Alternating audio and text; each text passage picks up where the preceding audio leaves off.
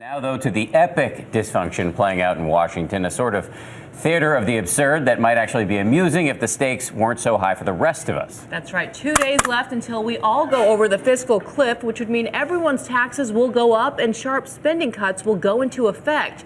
That could drive our economy back into recession. So let's go to ABC News Chief White House correspondent Jon Karl, who's filling in today for George Stephanopoulos as host of ABC's This Week. Hey, Jon, good morning. I know today and tomorrow, obviously, hugely important. Can you sort of walk us through the potential order of operations? What could we see play out today and tomorrow? Well, it is right down to the wire, Dan. What's happening right now is Harry Reid and Mitch McConnell, the top Democrat, top Republican in the Senate, are still negotiating their staffs at this hour. They are supposed to be working until about 3 o'clock this afternoon when the plan would be presented to both caucuses. As we understanding, what they are talking about is the bare minimum. Basically, the Senate negotiating to extend those tax cuts for everybody making under $250,000 a year and do extend unemployment benefits. They're talking about trying to do something to stop the automatic spending cuts that go into effect, but don't expect a deal on that. Now, Dan, if a deal can be reached today, the Senate would begin looking at it, begin debating it, and then you would see vote tomorrow in the Senate and possibly a vote tomorrow in the House, because as you know, if we get to Tuesday without any of this happening, off the cliff. And Jon, you say off the cliff by Tuesday, just 2 days left. How damaging would it be if we do indeed go off the cliff, even if we just bungee jump back up with some sort of mini deal a few days or even a couple of weeks from now?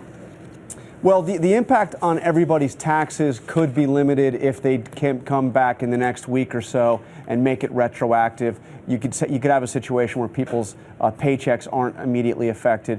But look, the effect on the economy here, Bianna, as you know full well, is the uncertainty. Because even if they get a deal, one of these mini deals, we're still going to have an epic battle coming up early into the new year over raising the debt ceiling, because the federal government is once again reaching the limit of how much money can be borrowed, once again facing the possibility of the United States defaulting on its debts. And you know, last time that led to a credit downgrade. Certainly not good news for the economy. It's like we lurch from one crisis to the next. Jon, one last quick question. There's also talk this morning about a dairy cliff involving our milk prices going up. Is this real? Is this likely to happen?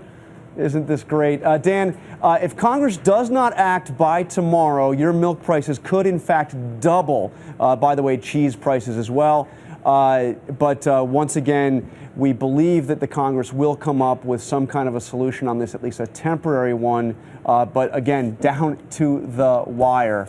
They need to pass a farm bill, or at least a temporary farm bill, to prevent those milk prices from going up. All right, D.C. forcing tax increases and lactose intolerance on America this morning. Jon Karl, thank you very much. Jon, by the way, has a big show this morning. Senators Chuck Schumer and Jon Karl debating the cliff. That's later this morning on This Week.